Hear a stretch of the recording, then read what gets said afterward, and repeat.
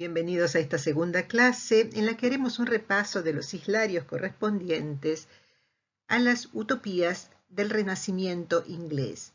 La clase pasada habíamos concluido con el viaje de San Brendan, donde habíamos visto también esa reunión de elementos correspondientes a un imaginario maravilloso y desconocido, y una voluntad también de asegurar a los creyentes que la tierra prometida, es decir, la isla paradisíaca, existe en alguna parte del mundo y que la misma será la morada de los beatos. Es decir, Brendan regresa para precisamente dar testimonio del encuentro de esa tierra prometida y que evidentemente esa tierra será habitada solamente por aquellas almas que sigan los preceptos cristianos. Viajeros renacentistas, por otra parte, tienen preocupaciones diferentes, más seculares podríamos decir.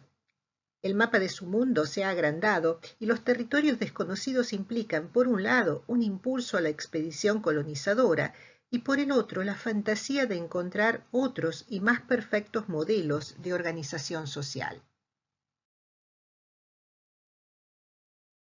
Los separa casi un siglo, pero tanto More como Bacon tenían algo en común. Eran hombres vinculados estrechamente al poder.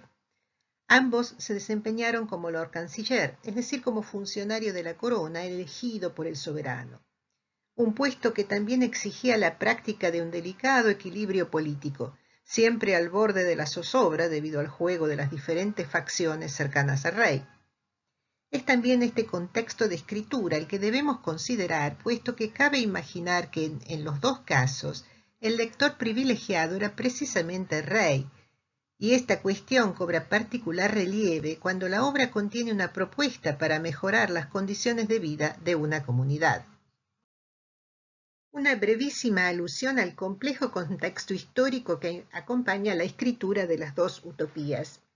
Moro escribe bajo el reinado de Enrique VIII, que inaugura la dinastía Tudor, mientras que Bacon lo hace bajo Jacobo I de la dinastía Estuardo. Isabel I había muerto sin dejar herederos al trono y con ella termina la dinastía que su padre había querido imponer. Si bien ningún periodo histórico está exento de complicaciones, es sabido que el reinado de Enrique VIII fue particularmente agitado.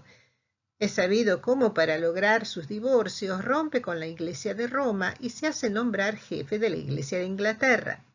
Todo esto en medio de la conmoción provocada por el primer movimiento reformista de Lutero. A la separación de la Iglesia romana le sigue en Inglaterra la confiscación de todos los establecimientos y terrenos pertenecientes a las comunidades religiosas, que pasaron entonces a mano de la corona, que distribuyó los bienes según le convino. Moro, desde su puesto de canciller del reino, se mostró contrario a la política real, tanto en lo referido a sus divorcios como a lo actuado con Roma. Esto le costó la enemistad del soberano, que ordenó su ejecución en 1535. La publicación de la primera parte de la Utopía de Moro es de 1515. Pensemos que habían transcurrido apenas 23 años del abordaje de las nuevas tierras americanas, en una época en que las noticias no tenían tan rápida difusión en comentarios escritos y tratados, y circulaban en un boca a boca que se originaba en las experiencias de los navegantes. Algo que retomaremos más adelante, pero que no podemos dejar de notar como uno de los elementos más significativos al momento de considerar las primeras propuestas de la literatura utópica de la modernidad temprana, es que la misma, es decir, esa literatura, se produce al filo del conocimiento de las nuevas tierras por parte de los europeos. Pensemos que la noticia desmontó casi 20 siglos de una cartografía de lo conocido que descartaba por completo la existencia de tierras habitadas por vivientes humanos allende ese anillo de aguas que rodeaba las tres masas continentales. La distribución de las tierras imaginadas por Anaximandro y sostenida a lo largo de toda la Edad Media cristiana estaba naturalmente validada por la Biblia, que por supuesto no mencionaba poblaciones ni territorios que no tuvieran de algún modo en relación directa con la cuenca del Mediterráneo, el norte de África y el Oriente Próximo. Los que recibieron la noticia en Europa experimentaron grandes perplejidades y curiosidades intelectuales, y fueron muchos los equívocos y las deformaciones en que se incurrió en el Renacimiento, ya que se empeñaron en asimilar el continente desconocido a las nociones, creencias y concepciones de su propia experiencia histórica. Algunos de esos errores tuvieron que desvanecerse con el tiempo. Por ejemplo, que América fuese la Atlántida perdida, o el emplazamiento de alguno de los ideales paradisíacos de los que hablaban los antiguos mitos. Más allá de los aspectos que hacen a su contexto inmediato de producción, un libro como el de Moro no puede pensarse sino en el interior de los enormes cambios que se estaban produciendo en relación con los soportes de la escritura y las nuevas modalidades de lectura. A partir de mediados del siglo XV y desde Italia, emerge un movimiento intelectual que modifica drásticamente los modelos de transmisión de conocimientos de la Edad Media y afecta, entre otras cosas, las formas heredadas de leer e interpretar los clásicos. Por otra parte, hacia 1440, Gutenberg inventa la imprenta de caracteres móviles, que tendrá un fuerte impacto en la composición y distribución de las obras. Hasta contar con el modelo de caracteres móviles, los libros se producían a través de un proceso de copia manuscrita e iluminación o con la prensa xilográfica, que consistía en placas talladas en madera. Esta última era menos costosa, pero si se verificaba un error o se decidía algún cambio, toda la placa quedaba inutilizada. Por otra parte, los libros iluminados tenían un costo altísimo en horas de trabajo, materiales, etc., y por ende los pocos ejemplares producidos eran adquiridos por la alta nobleza. Una biblioteca privada en la Edad Media era un lujo que muy pocos podían tener y los volúmenes eran muy escasos. Con la imprenta de caracteres móviles, los cambios eran rápidos y sin costos adicionales, puesto que era cuestión de sustituir las piezas en la placa correspondiente y hacer reajustes mínimos. El primer libro que Gutenberg prepara para una producción serial es la Biblia, aún en latín vulgar. Aunque los cambios no fueron inmediatos, en las décadas siguientes se produjo una sustitución efectiva de los libros manuscritos y puede notarse incluso una variación en las dimensiones de los volúmenes, que permitía, por ejemplo, que las obras se transportaran fácilmente durante un viaje o una salida. Pequeños libros de bolsillo estuvieron incluso disponibles para un círculo más amplio de lectores. Un dato que entiendo que ayuda a comprender el fenómeno es el que refiere al tamaño de los libros. Salvo excepciones como el del Codex Hildgard, que pesaba 75 kilos y medía 92 centímetros por 50, un códex medieval corriente pesaba unos 10 kilos y medía 33 por 25, algo considerable de manejar y que solo se consultaba en las bibliotecas. Los libros del siglo XVI reducen notablemente su tamaño a unos 16 por 13 centímetros, que los lleva a dimensiones cercanas a las que utilizamos hoy. Resumiendo este punto, tenemos entonces una transición del libro manuscrito e iluminado de gran tamaño y enormes costos de elaboración al formato impreso, mucho más manejable y que permite una mayor difusión y circulación entre los ambientes eruditos de los países europeos. Otro de los elementos que veíamos en el cuadro anterior era el del surgimiento del movimiento cultural que se genera particularmente en Florencia, que conocemos como humanismo y renacimiento. Uno de los aspectos más destacados del Renacimiento florentino desde el punto de vista filosófico es su condición de puesta en crisis del pasado inmediato dado por el escolasticismo medieval. Lo que los intelectuales renacentistas impugnan con mayor rigor es el método de transmisión de conocimiento y el uso que se había hecho a lo largo de toda la Edad Media de los textos clásicos. ¿Cómo se leía en la Edad Media?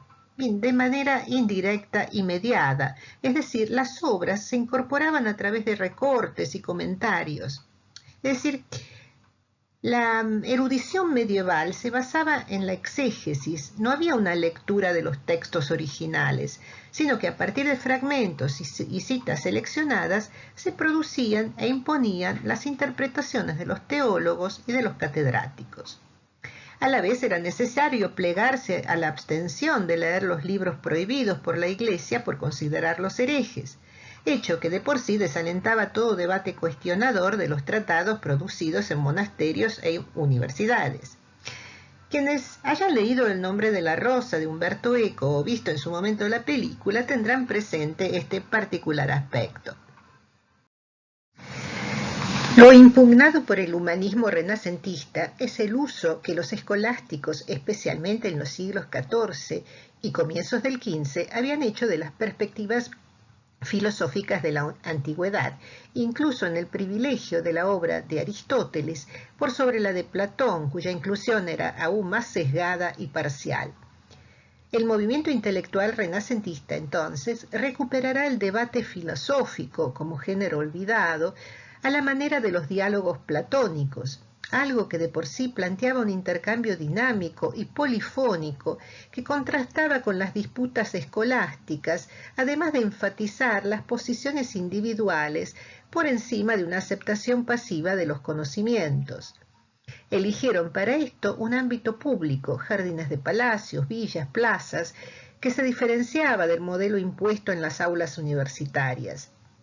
Recuperaron asimismo los textos clásicos, a través incluso de la traducción del griego al latín, entre ellos La República de Platón, un libro que tendrá amplia resonancia en el pensamiento utópico de los siglos XVI y XVII.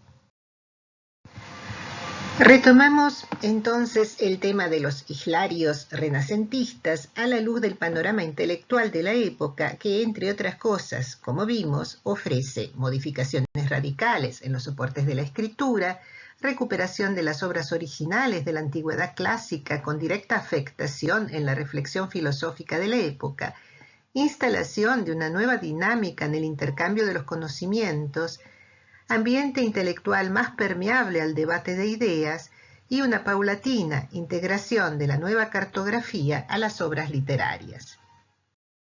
Las figuras más reconocidas del humanismo del siglo XVI es probablemente la de Erasmo de Róterdam, un erudito vinculado con un amplio círculo de intelectuales a lo largo de toda Europa. Su amistad con Tomás Moro dejó una copiosa correspondencia que recoge además el intercambio fluido de ideas y lecturas entre ambos. La Utopía de Moro está dedicada a Erasmo, a quien envió el manuscrito de la obra para someterlo a su lectura y opinión. Se cree incluso que Erasmo haya participado activamente en cada estadio de la preparación y la publicación del libro, además que en la difusión entusiasta del mismo. Entre las características que suelen considerarse a la hora de describir el pensamiento utópico está su propensión hacia el futuro. Vimos la clase anterior que algunos lugares imaginados por el mito remitían a Arcadias, paraísos o lugares de armonía plena, pero perdidos para la dimensión de lo humano. Por lo general, ese tipo de motivos remiten a un sentimiento de nostalgia por lo perdido, una mirada puesta melancólicamente sobre un pasado de perfección de tiempos muy remotos. Contrariamente a esto, la utopía supone una actitud activa y preparada para el cambio, es decir, una confianza puesta en lo que ha de venir y un deseo de participar en el proceso. Como vemos, dos formas muy diferentes de posicionarse ante la historia. De óptimo rei publica statu, o la mejor condición de una sociedad, fue el primer título que barajó Moro para su obra, pero luego surgió Utopía, que jugaba con la homofonía en griego entre outopos y eutopos. Outopos, no lugar, eutopos, lugar feliz. Es decir, un lugar perfecto que carece de lugar en el mundo. Utopía es un no lugar delimitado por el mar y en ese sentido aislado del resto del mundo. Como veremos, este es un rasgo recurrente y necesario para este tipo de construcciones imaginarias. Por su tipo de organización interna, por otra parte, se presenta como un espacio exento de conflictos, lo que aseguraría la convivencia armónica entre sus habitantes.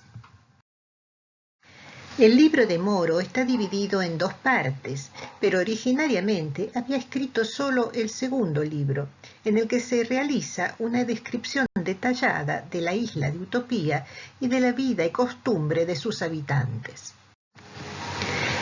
En un estadio posterior, decide añadir una parte introductoria que se convirtió así en el libro 1, en el que se presentan todos los elementos de la Inglaterra que le era contemporánea a Moro y que proporcionarían entonces un marco de reflexión imprescindible para la sociedad imaginaria presentada en el escrito anterior, que se convirtió entonces en el libro 2.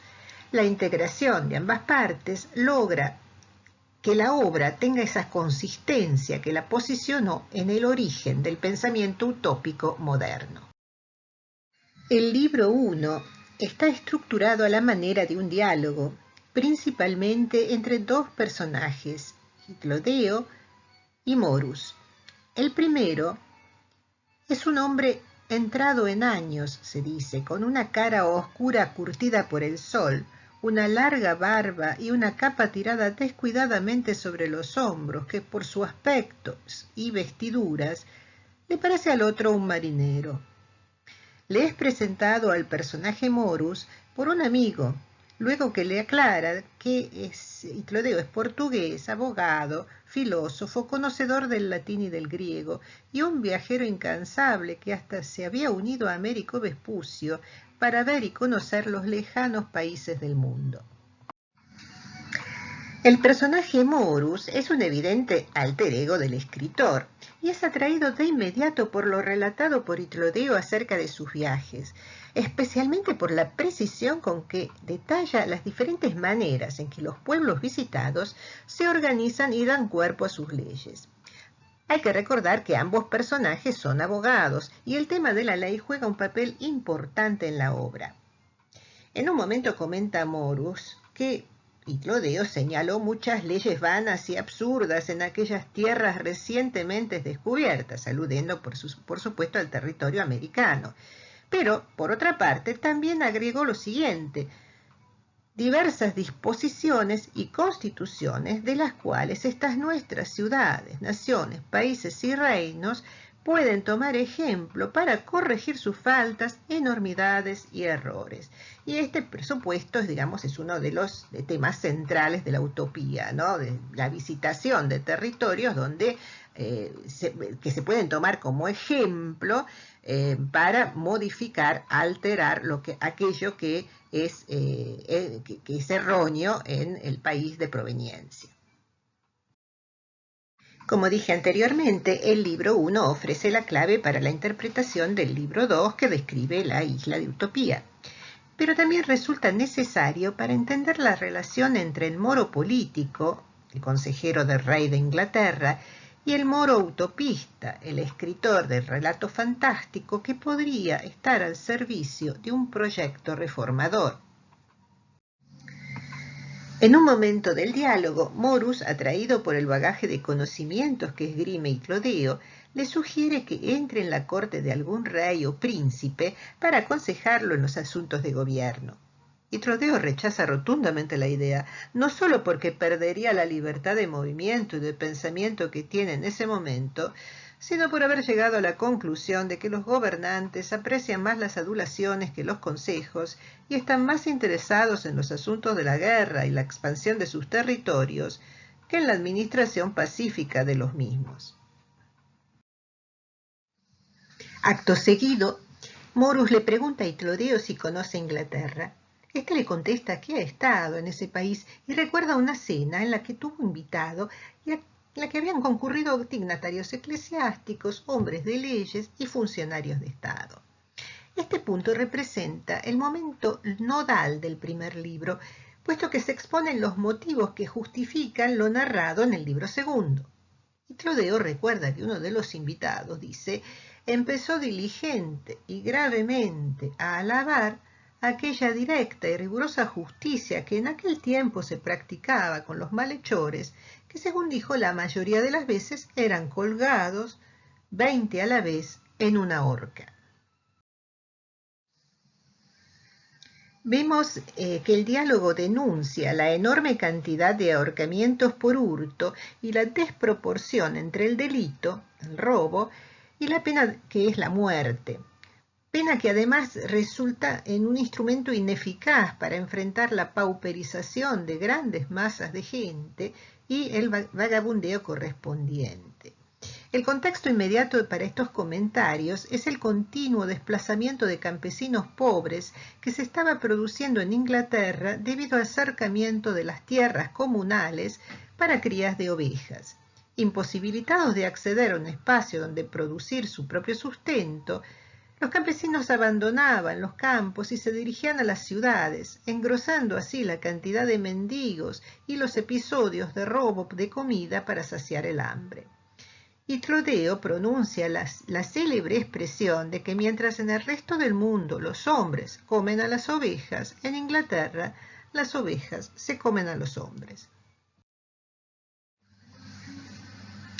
De inmediato, y Clodeo le va a referir a Morus acerca de lugares en los que la ecuación entre el delito y la pena es diferente, así como también lo que atañe a la propiedad de la tierra. Y en este aspecto menciona la perfección alcanzada en la isla de Utopía.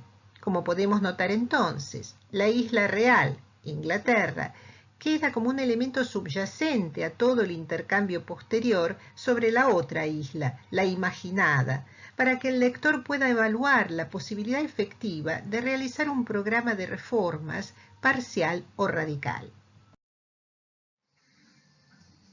En la descripción de la isla que hará Clodeo concurren varios de los elementos que han caracterizado desde la obra de Moro a las demás propuestas utópicas.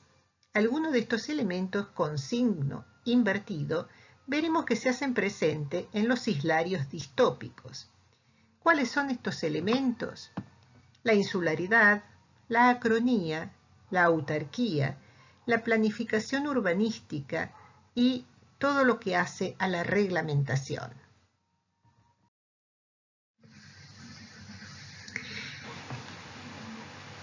En el ámbito del pensamiento utópico, cuando se habla de insularidad, no se piensa solamente en esa isla geográficamente delimitada por las aguas, como es la isla de Utopía, sino también en lugares cuya característica principal sea el aislamiento territorial, como puede ser un valle inaccesible, por ejemplo.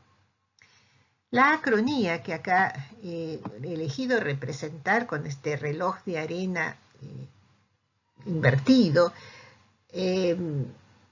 sería otro de los elementos característicos, en tanto las utopías parecen haberse detenido en el tiempo. Una vez que han logrado alcanzar el estado ideal, ya no se producen conflictos y se progresa en una suerte de presente continuo. Asimismo, y por el criterio de aislamiento asumido, son organizaciones autárquicas, es decir, que se autoabastecen, tienen una economía cerrada y un control estatal estricto sobre las posibilidades de intercambio con el exterior. Uno de los elementos que incide en el éxito de la autonomía es el mantenimiento de un número fijo de habitantes. La estabilidad demográfica exige entonces el control de las fronteras y de la circulación interna de los habitantes. Por otra parte, la planificación urbanística es una de las preocupaciones centrales en el Renacimiento y se relaciona también con el crecimiento que habían tenido las ciudades y la necesidad de contar con diseños urbanos que facilitaran la circulación citadina y circuitos que añadieran belleza, claridad, amplitud a las urbes, ciertamente en contraste con las laberínticas ciudades medievales. Por último, en lo referente al aparato legal, los enclaves utópicos suelen tener una legislación que se reduce a pocas disposiciones generales que regulan la vida de los habitantes y aseguran la plena obediencia a los preceptos morales. Veamos entonces cómo todo esto se expresa en la detallada descripción que hace Clodeo de la isla de Utopía. ¿Cómo recaló ese viajero estas tierras ignotas? Bueno, no lo sabemos. ¿Por qué? Porque al finalizar el libro, el autor se da cuenta de que olvidó preguntarle al interlocutor ese detalle. Un recurso literario inapelable, ¿verdad? Lo que acá no hay es un naufragio, el otro recurso que encontraremos en la narración de Bacon. Lo primero que sabemos por boca de Clodeo son las medidas de la isla y un breve recuento de la historia pasada en la que el mítico rey Utopo, dice, condujo al pueblo rústico y salvaje a la excelente perfección de todas las buenas costumbres, humanitarismo y civilización en que superan actualmente a todas las gentes del mundo. Bueno, Utopo alcanzó esas metas no sin antes hacer de esa tierra que había sido una península una isla. Dice Clodeo, hizo cortar y excavar un espacio de 15 millas por donde el mar no tenía paso, y así las aguas rodearon su reino. Una insularidad artificialmente lograda, entonces, a la que siguió la construcción de ciudades. Y Clodeo comenta que hay 54, todas parecidas, siendo la capital Amaurota. Se ha notado que las dimensiones de la isla son las mismas que las de Inglaterra y el número de ciudades igualan el número de condados ingleses, incluyendo el de Londres. Amaurota está situada bajo unas colinas de donde fluye un río, tal como lo hace el río Fleet. El río principal, no obstante, atraviesa la ciudad. Tiene sus propias corrientes y está a la misma distancia del mar que el Támesis de Londres. Se trata de la ciudad de Londres vuelta a trazar por una imaginación visionaria, en una ciudad inmaculada donde, según Clodeo, no existe avaricia, ni orgullo, ni desorden. Las calles y las casas de la ciudad están trazadas con un diseño geométrico uniforme, con bellos edificios y jardines que se intercambian entre los ciudadanos cada 10 años para que todos tengan igualdad de oportunidades. Los miembros de la comunidad aprenden el oficio para el que están mejor dotados y todos visten las mismas ropas de lana sin teñir, con la distinción del sexo y el estado civil. 6 horas del día se dedican a trabajar, mientras que el resto del tiempo lo emplean en el aprendizaje o en la diversión saludable. Las comidas se toman en comedores comunales y el supervisor de cada comedor recoge la comida gratuitamente de las provisiones comunes del mercado central. Está prevista también una rotación entre los habitantes de las zonas rurales con la de los citadinos para que todos puedan contribuir equitativamente con las actividades realizadas. Los utopianos desconocen la propiedad privada y aprenden desde niños a despreciar el oro y las piedras preciosas, que se utilizan para fabricar grilletes o vasijas o herramientas menores, nada que se pueda ambicionar particularmente. La vida de los ciudadanos está satisfecha en sus necesidades esenciales y se radican entonces los motivos que podrían ser la base del conflicto social y del delito. Sus costumbres frugales, la simplicidad de las vestimentas, su natural predisposición por el placer honesto, hacen que este pueblo aspire a una virtud que no es contraria a la dulzura del vivir, como lo llama Clodeo. ¿Qué más se nos dice de los utopianos? Bueno, que su economía tiene una base agrícola, que se regulan las prácticas matrimoniales para impedir que los jóvenes se casen demasiado pronto y que se estimulan la tolerancia religiosa y el rechazo a la guerra. En fin, lo narrado por Clodeo presenta una isla cuyos habitantes se encuentran satisfechas sus necesidades y practican la moderación de sus deseos, complaciéndose en el logro de un bien común al que todos contribuyen responsablemente. Es indudable que la obra en su conjunto es deudora de la sociedad ideal descrita por Platón en la República, pero también contiene elementos que requieran ser leídos bajo el espejo de la sátira, como cuando se informa que los utopianos tienen una práctica extravagante antes de las nupcias. Dice Clodeo, una grave y muy respetable matrona enseña a la mujer, sea doncella o viuda, desnuda al pretendiente, e igualmente un varón prudente, discreto, exhibe al pretendiente desnudo ante la mujer. Cuestión de que no se sientan luego engañados por algo que las vestiduras pudieran ocultar.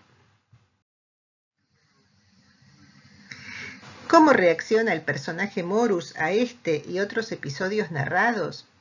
Pues no lo sabemos, porque cuando Itlodeo termina su narración ya es de noche y deben separarse. No acabo de estar de acuerdo ni acepto todas las cosas que dijo, afirma Morus. ¿Con cuáles conviene y con cuáles no? No sabemos, podemos sospecharlo, pero la obra en sí solo se entrega a nuestra propia reflexión. Nos desplazamos ahora unos 110 años para ir de la obra de Moro a la de Bacon, ambas escritas en latín, aunque la de Bacon fue rápidamente traducida al inglés y al francés. El tema del idioma marca también una diferencia entre el Renacimiento y la modernidad temprana. Si bien las obras no literarias y que tenían cierta pretensión filosófica se esperaba que fueran escritas en latín, a principios del siglo XVII se estaba produciendo un cambio importante en este sentido, incluso en ámbitos académicos, debido principalmente a la incidencia de una ideología reformista que abogaba por una difusión del conocimiento en idiomas autóctonos. Por otra parte, Francis Bacon, quien representa el pensamiento científico inglés en sus verdaderos comienzos, instaba en sus escritos a abandonar las prácticas de lectura y de transmisión de conocimiento tradicionales. El latín, aunque aún no relegado, se estaba volviendo obsoleto.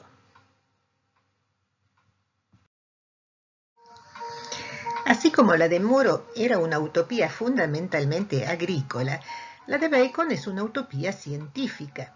Y esto marca más claramente una diferencia importante, porque es la técnica la que se está señalando una nueva manera de relacionarse con el mundo de la producción material y de la producción de conocimiento. Dije antes que hay en Bacon una expresa voluntad de romper con la tradición y el pasado. Es una lógica que en su utopía se traduce en un deseo de fundar un buen lugar en el que no existan contradicciones, donde la felicidad se consiga a través del dominio de la naturaleza y del saber científico, y no ya como en Moro a través de un acuerdo común y una ética de la convivencia y de la moderación de los deseos. La utopía de Bacon no funda en la austeridad ni en la templanza principios ordenadores, sino en el buen manejo de la información y de la experimentación, y de la adquisición y regulación del saber que Bacon equiparó al poder. Y esta también es una afirmación que se coloca al inicio de un desarrollo propio de la modernidad y del proceso de expansión territorial europeo. El que es dueño del saber detenta un poder de dominio. La figura de la derecha corresponde al frontispicio del Novum Organum, el Tratado de Filosofía y de la Ciencia que Bacon escribe antes de la New Atlantis.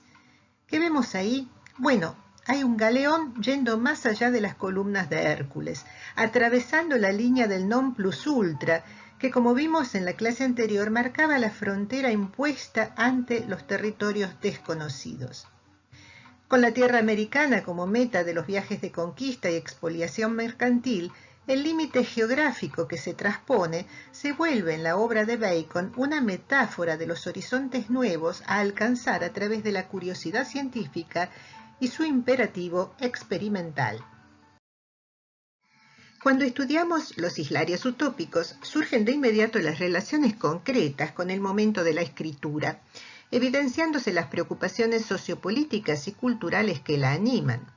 El espacio geográfico de la isla y lo que ahí acontece debe interpretarse en ese sentido. En Moro, como vimos, la anulación de la propiedad privada y la educación para el rechazo de lo suntuario en Utopía se vincula directamente con la pauperización y las situaciones de marginalidad y persecución criminal que sucedieron en Inglaterra a raíz de una variación drástica de la disponibilidad de las tierras cultivables. Y el libro 1 de su obra llama la atención particularmente sobre estos temas.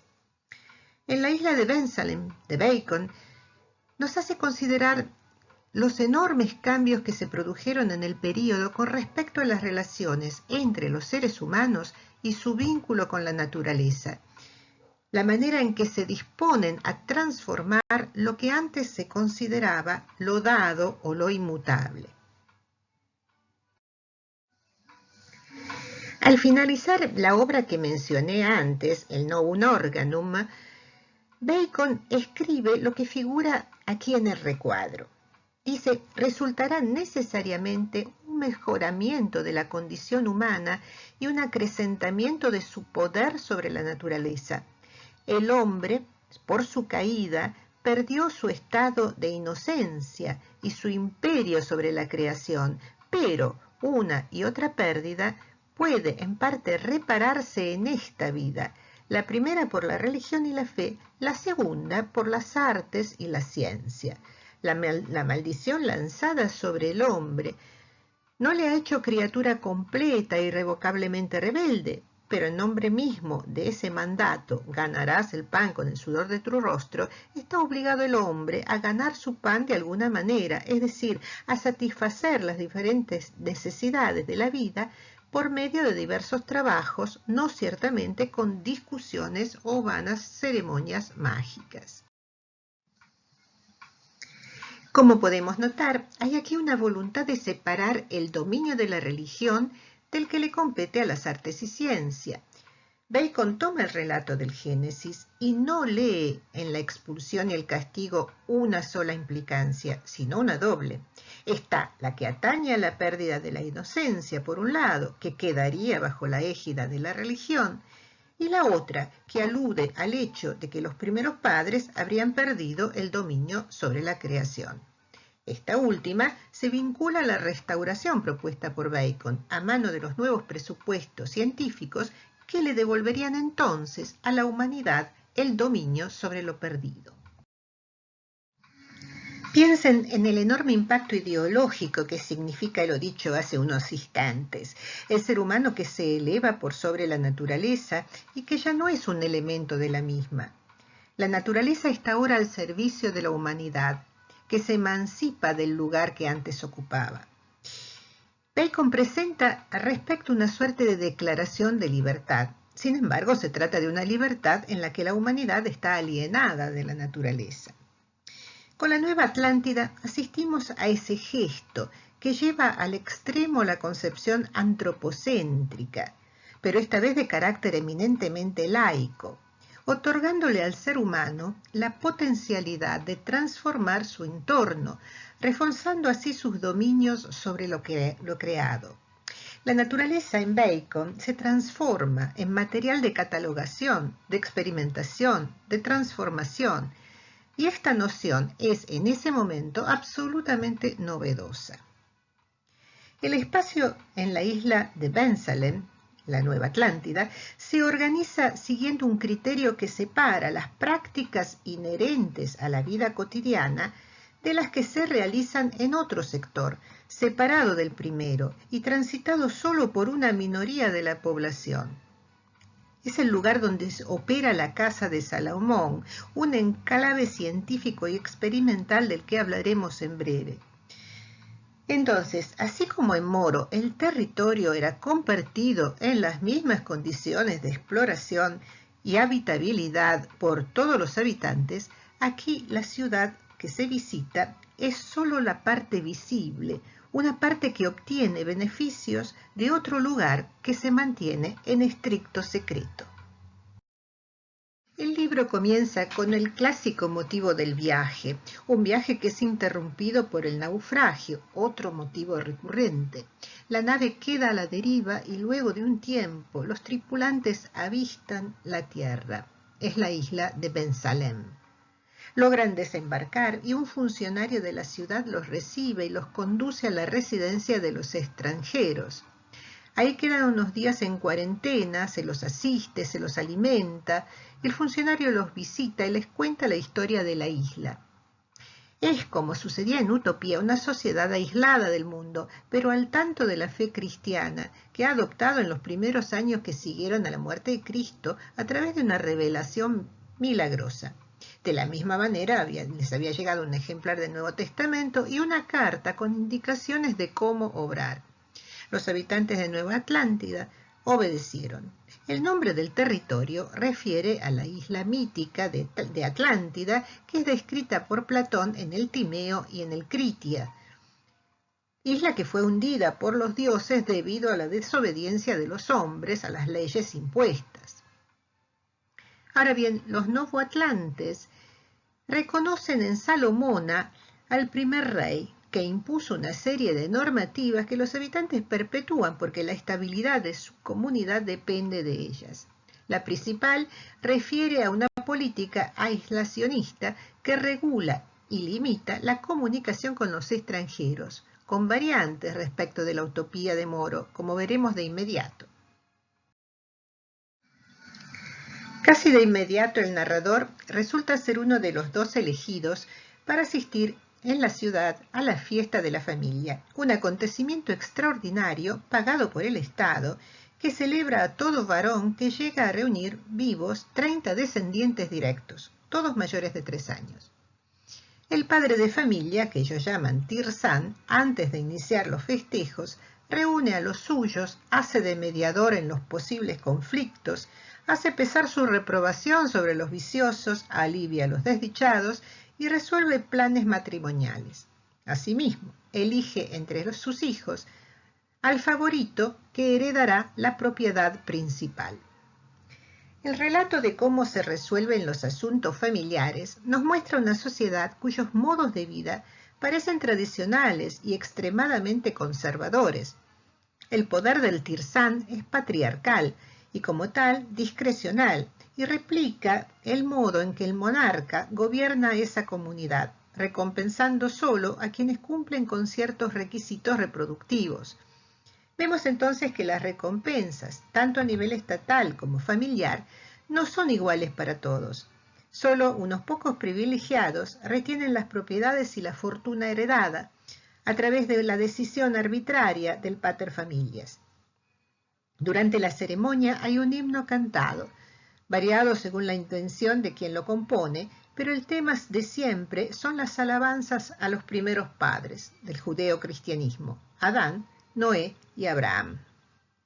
Esta disposición social transmite resistencia al cambio, algo que contrasta con lo actuado en la parte oculta de la isla, la casa de Salomón. ¿Cómo se relacionan estas dos posiciones antitéticas? Tenemos una sociedad civil anclada en las tradiciones y una sociedad científica proyectada hacia el futuro. Durante los recorridos por la ciudad acompañado por su guía, el narrador toma conocimiento de la existencia de la casa de Salomón y expresa su deseo de conocerla. Deseo que es satisfecho, o no tendríamos relato. Llegamos entonces a la parte más sorprendente de la utopía de Bacon, no tanto de la mano de la descripción de los estamentos a cargo de ese lugar, sino de la variedad de experimentos que el autor imagina y menciona. ¿Cuál es el manejo de la casa de Salomón? Bien, su organización interna responde a estrictas subdivisiones jerárquicas, en castas, en la que cada nivel desconoce el trabajo del otro, salvo para las más altas esferas de la misma. Alguno de los integrantes de la casa está autorizado a salir al exterior. En efecto, cada 12 años parten 2 naves de Nueva Atlántida con la misión de investigar ciertos países asignados. ¿Para qué? Bien, juntan información sobre todas las novedades que se han producido en el campo de la técnica. Se pasan 12 años de incógnito en el extranjero, buscando un conocimiento que llevan consigo. Es decir, los habitantes de la isla son desconocidos para el resto del mundo, pero conocen cada uno de los países y saben cómo extraer lo que más les convenga para el desarrollo interno de su ciencia. Ahora bien, ¿cuál es el propósito de esta institución? Recordemos que una utopía es un lugar en el que se ha logrado establecer las bases de la felicidad comunitaria. Uno de los padres de la casa que instruye al narrador sobre el funcionamiento de este espacio aclara lo siguiente, que lo vemos acá en el recuadro. El fin de nuestra fundación es el conocimiento de las causas, movimientos secretos de las cosas, así como la ampliación de los límites del imperio humano para hacer posible todas las cosas. Interesante, ¿verdad? Porque ese objetivo está puesto en la ampliación de los límites del imperio, del dominio humano sobre las cosas para hacerlas posibles. Tenemos aquí una directa alusión a esa metáfora del navío traspasando las columnas de Hércules que vimos anteriormente. Pero también está implícita una voluntad de trascender los límites entre el bien y el mal, en ese hacer posible todas las cosas, ¿no? De trascender los límites de lo que es lícito y lo que no lo es, poniendo el acento solo en lo que es posible realizar. Un imperativo que pareciera acompañar hasta el presente los desarrollos tecnológicos y científicos. Para Bacon, sin embargo, la ciencia era una nueva depositaria de la verdad, por lo que no podía equivocarse en sus logros. Por otra parte, las distopías científicas y la ciencia ficción posteriores harán de este preciso punto de inflexión el centro de sus especulaciones más oscuras, hacer posible, a través de la ciencia, todas las cosas. Lo expresado por el dignatario de Bensalem en cuanto a la voluntad de ampliar los dominios del saber tiene un correlato en Inglaterra de entonces. Por un lado, se estaba organizando la Royal Society, que se fundaría pocos años más tarde, siguiendo precisamente los lineamientos sugeridos en la Casa de Salomón, y previendo una estricta separación entre las disciplinas y un rigor en la determinación de las incumbencias de cada una. Por otra parte, la política exterior de Inglaterra estaba transitando por una etapa de expansión imperial en la que gran parte del mundo se iba convirtiendo en proveedor de materia prima para el crecimiento del consumo y de la industria interna. En este proceso, la ciencia cumpliría un papel muy importante. El grabado que vemos suele asociarse al rosacrucismo, pero también se lo vincula con un grupo de individuos interesados en la ciencia que se autodenominó Invisible College, una institución sin paredes que reunía intereses en torno a diferentes disciplinas científicas como la física, la matemática, la astronomía y otras, y que fue precursor de la Royal Society. La especialización es un rasgo que acompaña la consolidación de la ciencia en la modernidad y que se aleja entonces de la concepción de un conjunto de saberes supervisado por la teología y subsumido a ella. La ciencia se independiza y se diversifica en el siglo XVII y es cuando se produce un cambio drástico en ese sentido. Esta nueva concepción de la investigación científica es la que se despliega en la Casa de Salomón ante el viajero sorprendido, a través de lo que caracteriza el pensamiento científico moderno, que es método y organización. Cada elemento natural es explotado, estudiado para su transformación operativa, agua, aire, tierra, fuego, los sentidos. Veamos de cerca entonces algunos de los inventos imaginados por Bacon en los que se reconoce la presencia de programas de desarrollo que hoy siguen debatiéndose. En lo que se refiere a la modificación de los organismos vegetales, dice el funcionario: en los mismos huertos y jardines hacemos artificialmente que los árboles y las flores maduren más temprano o más tarde que como corresponde, y que crezcan y se reproduzcan. Y agrega, hacemos artificialmente de mucho mayor tamaño de lo que son por naturaleza sus frutos, les cambiamos el color, el olor y el sabor. Por si no bastara con los ejemplos anteriores acerca de la manipulación genética, con respecto a los animales, el funcionario señala, tenemos parques y encierros de toda clase para pájaros y bestias que no solo usamos para verlos o por rareza, sino también para disecciones y experimentos para iluminarnos en lo que pueda ser trabajado en el cuerpo humano. Y agrega, artificialmente los hacemos más altos y grandes, más fecundos y productivos, o por el contrario, estériles e infecundos. También hacemos que cambien de color, de forma, de actividad, y hallamos medios para hacer mezclas y cruzas de diferentes clases. Acerca de la modificación de los alimentos, comenta lo que hoy está en el centro de las discusiones en torno a la nutrición y los fármacos y suplementos dietéticos. Dice: tenemos algunas carnes y panes y bebidas que, ingeridas por los hombres, les permiten hacer largos ayunos, y algunas otras que al usarlas vuelven la propia carne del cuerpo humano sensiblemente más dura y flexible, y su fuerza mucho mayor de la que sería de otra manera. Otros inventos están estrechamente relacionados con la idea de la expansión de los sentidos y de las posibilidades de desplazamiento del cuerpo humano. Estamos en una época en que la óptica expande sus horizontes de posibilidades y parece un terreno propicio para imaginar sus alcances futuros. De la misma manera, las máquinas voladoras ya habían sido estudiadas por Leonardo a principios del siglo XVII, vuelven a ocupar un centro de atención en los estudios de la física del movimiento. Se anticipan incluso las variantes que adquirirán los autómatas a lo largo de todo el siglo XVIII. El guía aclara que en la casa de Salomón tienen, dice, condiciones para volar por el aire, tenemos barcos y botes para ir bajo el agua y atravesar mares, diversos relojes y otros como movimientos de retroceso y algunos movimientos continuos. Imitamos también movimiento de criaturas vivientes por medio de figuras de hombres, bestias, aves, peces y serpientes.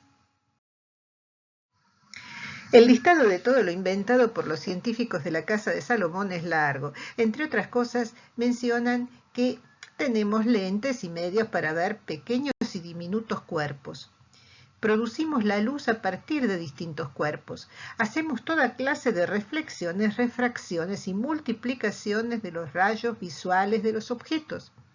Hay cámaras de sonido. Tenemos auxiliares que, colocados en la oreja, aumentan grandemente la capacidad auditiva. Tenemos medios para conducir el sonido por tubos y caños en extraordinarias direcciones y distancias. Al concluir la visita, el funcionario de la Casa de Salomón le explica al visitante la compleja articulación de las jerarquías de quienes participan en la institución, desde la recolección de datos hasta la experimentación y pruebas finales. La aclaración con la que concluye su relato, sin embargo, resulta inquietante. Dice eso que copié en el recuadro. Nos consultamos, se refiere a los integrantes de la casa, acerca de cuáles de los inventos y experimentos que hemos descubierto deben publicarse y cuáles no, y hacemos todo juramento de secreto para ocultar aquellos que pensamos conveniente mantener en secreto. Algunos de ellos los revelamos a veces al Estado y algunos no.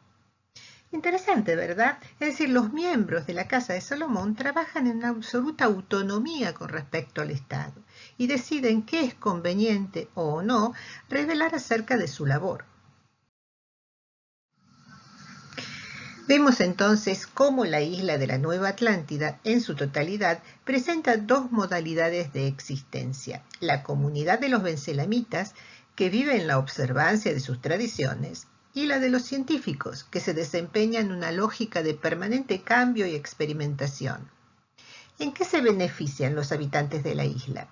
Es razonable inferir, aunque la obra solo lo sugiere, ya que Bacon la dejó inconclusa, es razonable inferir, decía, que gozan de una medicina de avanzada, que no les faltan alimentos de calidad y que tienen un estilo de vida confortable.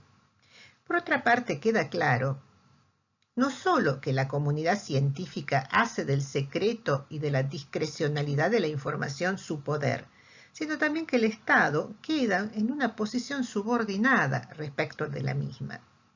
La relación entre instituciones científicas y comunidades políticas sigue siendo problemática en cuanto nos preguntamos si ambas persiguen los mismos fines.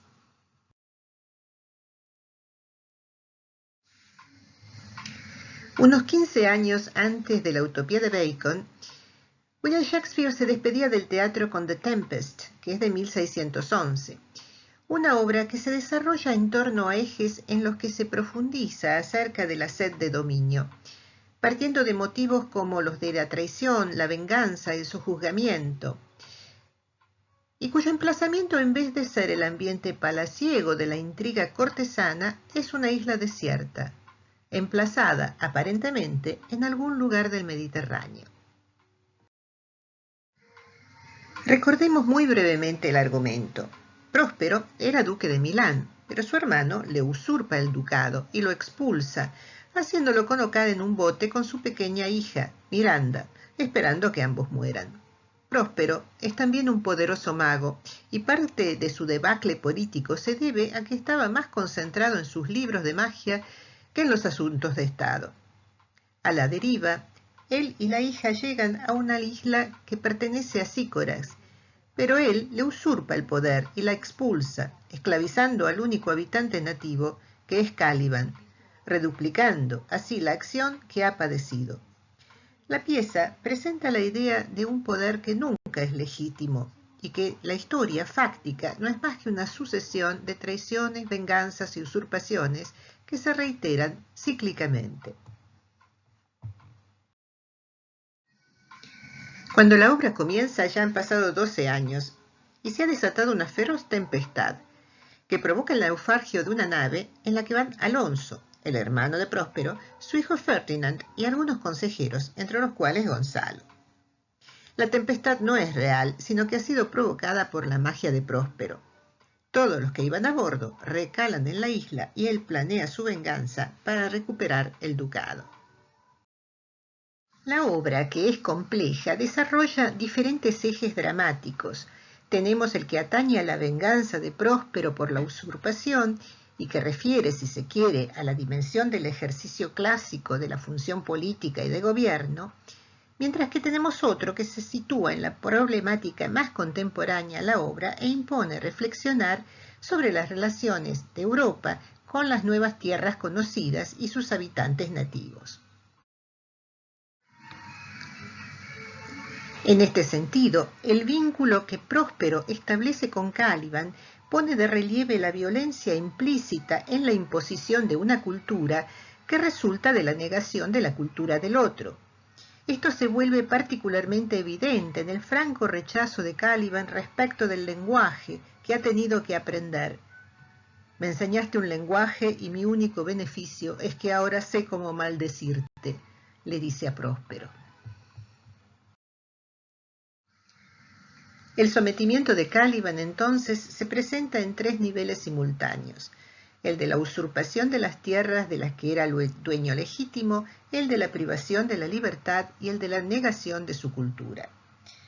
Los 2 ejes mencionados, el de la política local, Milán, y el del imperialismo cultural, el horizonte americano, tienen como fondo la confrontación entre naturaleza y cultura, puesto que el contexto de la isla en que se producen los conflictos hace que fijemos nuestra atención en las prácticas que gobiernan nuestra vida cotidiana, tanto en el nivel de las alianzas políticas como en el que mantenemos con el entorno en el que vivimos.